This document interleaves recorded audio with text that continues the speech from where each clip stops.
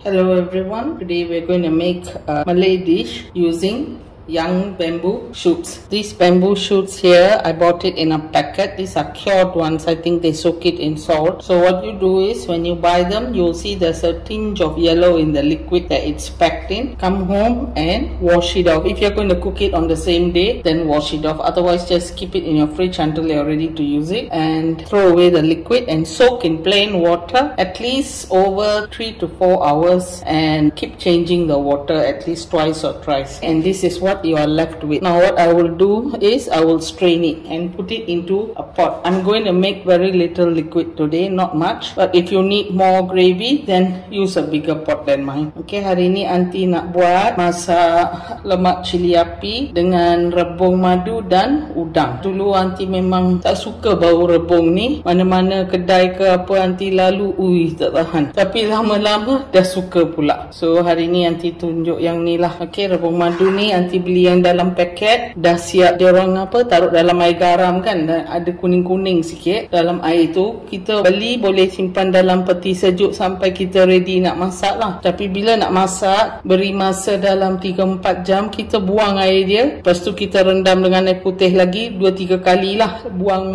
air dia. Ini last kali lah air dia, nanti akan buang dulu ya. This is what it would look like. Okay, you can buy the fresh rebung or bamboo shoot. It will be white in color, but that involves a lot of work because you'll have to boil it down very long. This cooks very fast, so I'll drain it now. Lepas tu saya masukkan serai 2 batang. I'm putting in 2 lemongrass, as well as these things I will keep. The other thing I forgot is a very small piece of asam keping or asam gelugo. If you have a big one, just halve it. You don't need that much. Untuk masak hari ni aunty dah bilas ya rebung madu ni 3-4 kali lah dengan air putih. Lepas tu masuk dalam satu periuk kecil lah, aunty tak mau kuah banyak-banyak, dan 2 serai pun aunty dah masukkan. Dan di sini kita ada udang basah, aunty dah buang dia punya urat dia dan cuci bersih ya. Dan di sini ada sedikit ikan bilis, dan sini pun ada 1 asam gelugo yang kecil sekali ya. Kalau ada yang besar kita ambil 1/3 ke apalah. Dan di sini ada aunty punya blender kecil, boleh blend tanpa air yang ni.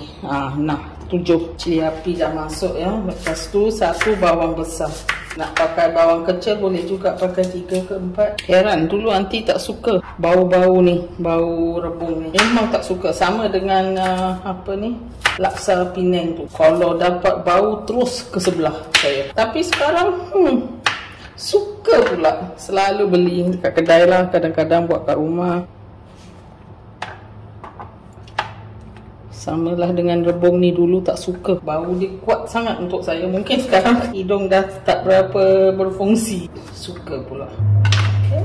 Semua bahan tadi saya dah masuk dalam blender basah, tapi tak perlu air yang ini. Ikan bilis pun saya masukkan. Okay, in this I have put in 1 whole big onion sliced, about 4 to 5 garlic, about 7 bird's eye chili, and fresh kunyit, a small piece, and the soaked anchovies. Keep aside the turmeric leaves, and even the asam keping you can put it in now. And I'll blend all this. Asam keping pun saya dah masukkan, tinggal lagi saya. In this I will first add in a heaping teaspoon of salt, and then all the blended ingredients. But before that I'll put in a bit of the powdered turmeric, just about 1/3 of a teaspoon. Okay, dalam ni aunty masukkan 1 sudu kecil penuh garam kasar. Lepas tu 1/3 sudu kecil serbuk kunyit. Dan lepas ni kita masukkan semua bahan-bahan blend. Okay, nanti akan cuci ni sikit dengan air, dan kita gunakan air.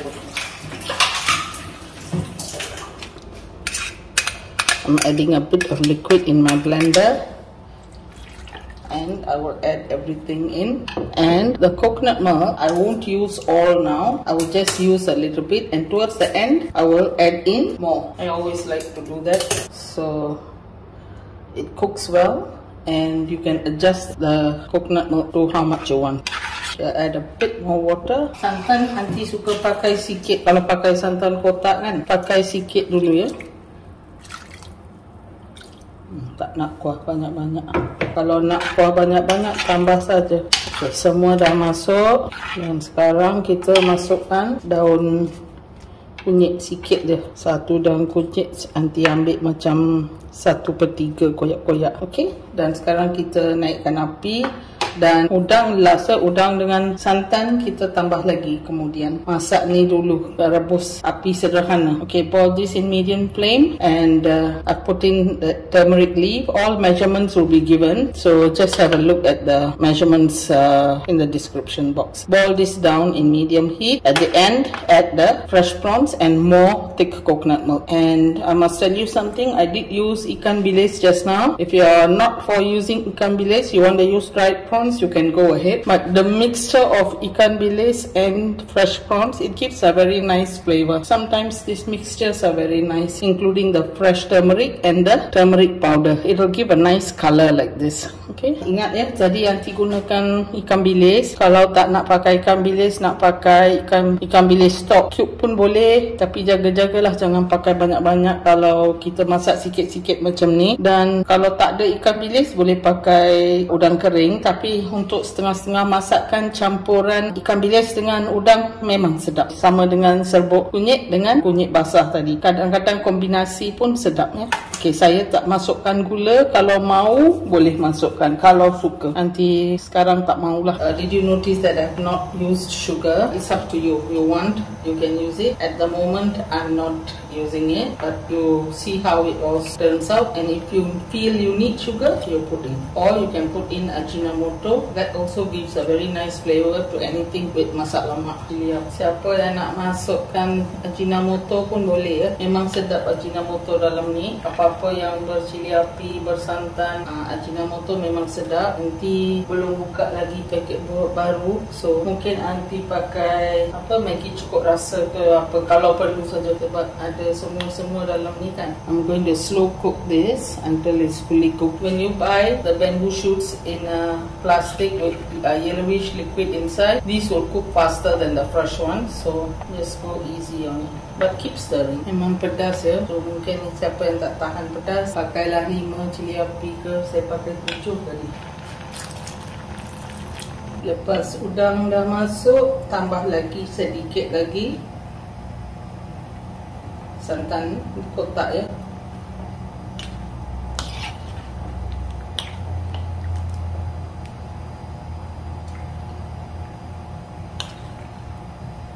Satu yang kecil, suruh kecil.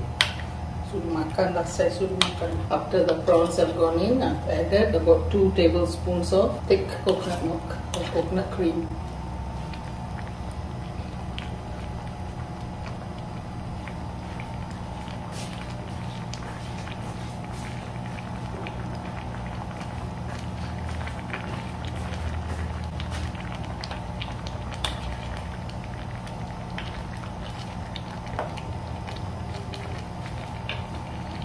I'm going to serve it in this same clay pot. Saya hitam dalam periuk ni, periuk tanah liat ni. Ini boleh dikeluarkan. You can take out the asam gelogo or asam keping. Inilah rebung madu masak lemak cili api dengan udang. Jangan lupa like, subscribe dan share resepi Aunty. Dan yang bukan Melayu, bolehlah try sekali-sekala, tak salah. Okay, kita try 1 kali, 2 kali. Kalau masih tak suka rebung ni, jangan makanlah. Tapi kalau dah suka, try. This is masak lemak cili api bamboo shoot with fresh prawns. Do try it at home, and don't forget to like, subscribe and ring the bell button and let me know what you think of it.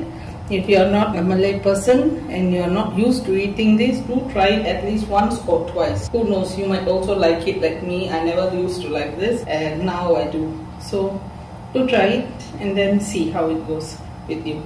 Okay, I'll see you in my next video. Lupa Aunty cakap, dekat penghujung video ni Aunty akan beri satu resepi yang pernah juga Aunty buat dululah. dan link tu saya akan kasih. Cubalah di rumah. Resepi tu memang favorite rumah saya, tapi saya terkejut bila satu subscriber cakap memang sedap, dia dah buat semualah. Saya ingat dia cakap saja, lepas tu saya cakap dengan dia, buatlah, memang sedap semua. Dia kata dah buat pun baru tadi. Lepas tu dia tunjuk gambar, dia kata dengan resepi tu bolehlah buka restoran mangga lah nanti ya. So pergilah tengok resepi tu. Resepi tu tajuk dia kari ayam ataupun sambal ayam, sebab saya jumpa dalam satu resepi orang Serani dulu-dulu dalam 60-an ke 70-an gitu, dan mungkin dia memang pakar masak lah, tapi mungkin resepi ni daripada dia punya orang gaji ke orang Indonesia ke apa kan. So dia buat kurang sekali cili. Bila saya first time try, sedap tapi kurang tu lah. So lepas tu saya tambah lagi cili kan. Aduh sedap, anak saya semua suka. So try lah resepi dekat link yang lepas masakan ni, dan tengoklah betul ke tidak orang tu kata sedap. Dia kata okay, dari Belanda. Okay, jumpa lagi, bye bye.